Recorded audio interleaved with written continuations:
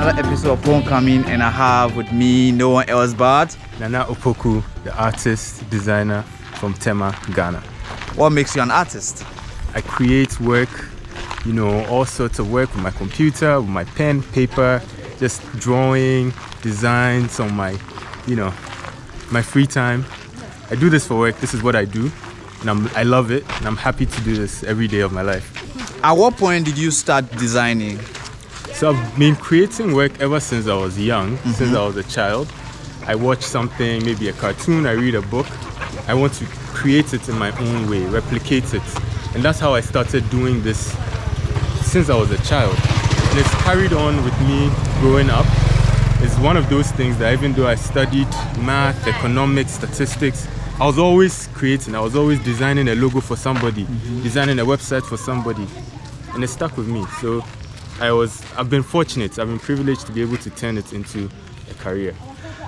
Right. Have you always lived your life in Ghana? How has your journey in Ghana been? So I grew up in Ghana. I lived here up until university. Okay. And I went out to the US for 4 years, worked for a year with a design company, even though my major was in statistics and economics, and moved back after working for a bit, because I had an opportunity to work with my friend who won a grant to come and build a girls' school, a hospital, and start a plantation in a village called Takwa Bremai. And so this is what brought me back. This is why I came. But throughout all that period, I was still making my art. I was still showing my work online, and people were enjoying it. People were giving me feedback, and it encouraged me to keep going. So when I came back and settled, I managed to find a way to turn this into a career, and so that's what I've been doing since I moved back. You moved back because of your friend's grant to work on this project. I believe you had other opportunities out there. What convinced you to stay? Yeah, so for me, ever since I was in the US, I knew I wanted to come back at some point. Whether I was 5 years, 10 years down the line, I wasn't sure. But when this opportunity brought me back, I knew, okay, I'm here, I'm home, I'm settling. That was my plan. And I've had opportunities, different gigs here and there that could have taken me back out. But Ghana is home. And there's so much here, so much potential, so much greatness. People making amazing things, artisans that need support to go to the next level. And for me, with a quantitative background, an artistic background as well, it's like, how do I come together and put all these things together to make something, to uplift our communities here? And so that's what encouraged me to stay. Because, it's always knowledge in the service of Africa, of Ghana. How do we move things forward beyond just sitting back and complaining? And so, I decided this is my path, this is my journey. So let me try to turn it into something. And so I'm here trying to do that, to, uplift myself and my community as we go along. Great. Other than what you're doing right now, what are some of the opportunities that you've seen that you think other people who intend to come to Ghana could try out? And Yeah, so for me, I'll say one thing. Since I've been back, I've tried my hands at so many things. Okay. Some have failed, some have made some good progress, some impact in some communities, and some too I'm still trying, I'm still experimenting. I'm a curious person, so when an idea comes, I like to try. So when I look at Ghana and all the potential that I see, all the challenges that we are faced with, and all the opportunities that exist, I can see things in education. People complain, why is Ghana like this? There are holes that can be plugged if we commit ourselves to it, to try and help uplift people, educate, share information, share knowledge, opportunities in communications, helping people have access to data, network services. There's opportunities in agriculture, vast lands, vast knowledge of the earth that we can connect with new findings, things in art and crafts, things in energy. There's sunshine here. Why aren't so many more people committing to finding ways to harness this solar energy, the wind, the hydroelectric power? There's so many things, but for some reason, people are more comfortable sitting back, complaining, blaming things on the government. Yes, they have a role to play, but we can also come back and find ways, especially those who have that privilege, the the support system to be able to take some of these risks, more of us have to, kind of come back and try.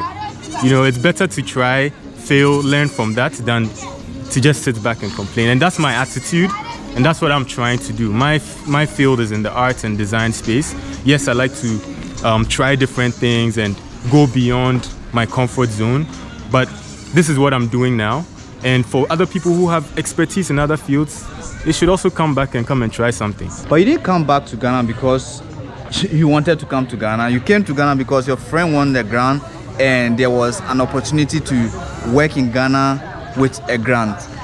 How about if I don't have a grant yet, I'm in the US? How do I come home? That's a great question. So you see, even though, yes, a grant brought us back, it was a lot of sacrifice on our part still. It was more about the commitment to making a difference than it is just having a grant to support the work we wanted to do. Yes, that's helpful. And when I was younger and I first moved back to Ghana, I was just encouraging everyone to come back, whether or not they had an idea or a plan. Just come and let's figure it out. But in retrospect now, with some more knowledge, if you're coming back, make sure you have some sort of plan, some sort of idea of the industry that you want to affect before you make the jump. Just try and connect with people on the ground, people who are doing things that you feel are in line with what you want to do. Talk to them, ask questions, look online, go to YouTube, Facebook, follow people like Fred and watch what they're doing, the places they are going to, and identify where you can also insert yourself. And if you have that sort of knowledge, you've done that sort of research, you are better placed to not make as many mistakes. Because we are all here, some of us are here, we've tried things, it didn't work. Talk to us, reach out to us on the Instagram, social medias and whatnot. Do that research before you make that move, right? And so that when you come, it's not a struggle too much. You are really hitting the ground running and making the moves, affecting the places, the positions you want to affect with some knowledge, rather than just jumping in with no knowledge at all. Some of us, I'm privileged to have family here, friends. I grew up here in Ghana, so it wasn't that huge of a jump. So connect with people like us, happy to answer questions before you make the move. If you're someone who's never been to Ghana, there are resources, there are people who are happy to share. So connect with us and then we'll see what we can do together.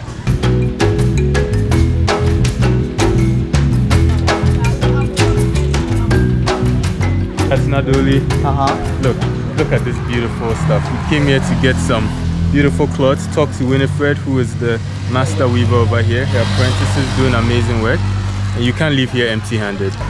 So what does it feel like coming into their space, traveling all the way? This is 12 or 13 hours drive? Yeah, it's about 13-hour drive from Accra.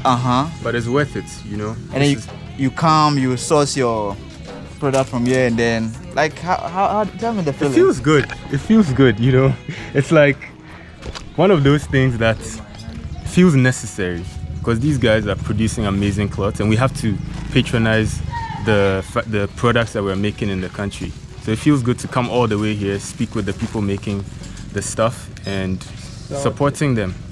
What is the future like working with the locals, and where do you see this in the next 5 to 10 years? To be honest, it's hard to even put into words, because the potential, the possibilities are endless. Coming all the way here, seeing the work they're doing, buying, sharing the work on social media, getting people to become more aware of the amazing fabrics that exist here, and getting them to even collaborate with more designers to expand the market. And bit by bit, we see changes happening. The quality is getting better.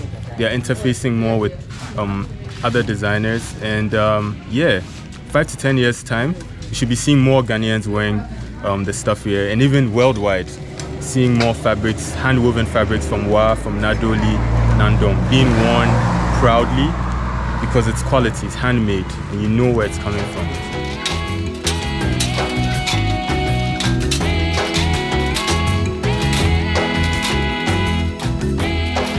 So I run a company that produces kente products, mostly for graduation and celebratory events.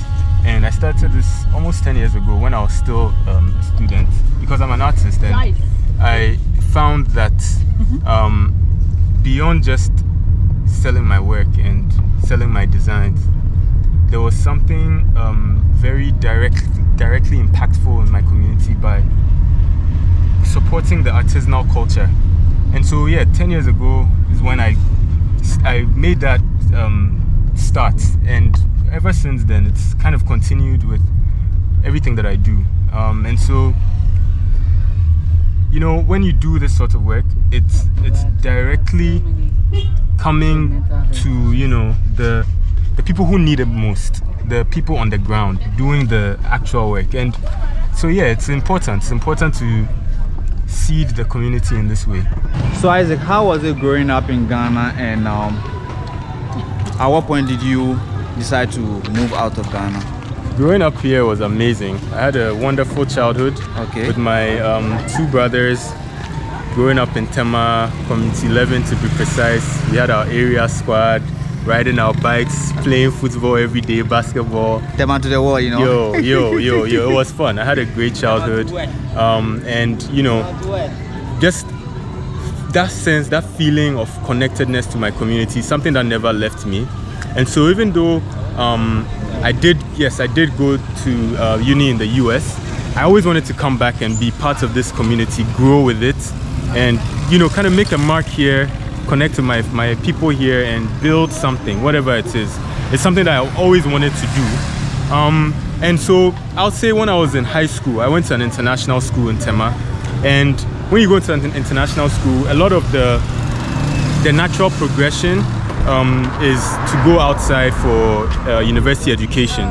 But for me, it was not, my end goal was not to live outside. I wanted to come back. I can't explain exactly what it is about home, but home is where it's at. So I just wanted to come back and do something here. Some parts of Africa, not necessarily Ghana, but here I am today in Ghana. I've used this as a base to travel to other countries in the region, in the continent, and I've loved it, and I want to keep exploring parts of Ghana. Like right now, we are all the way in Nadoli, which is Upper West region, not far from Burkina Faso. And just seeing the life here, seeing the culture here, connecting to the people here, patronizing their crafts, their goods, it feels good, man. It feels good to support our ecosystem in this way. Yeah.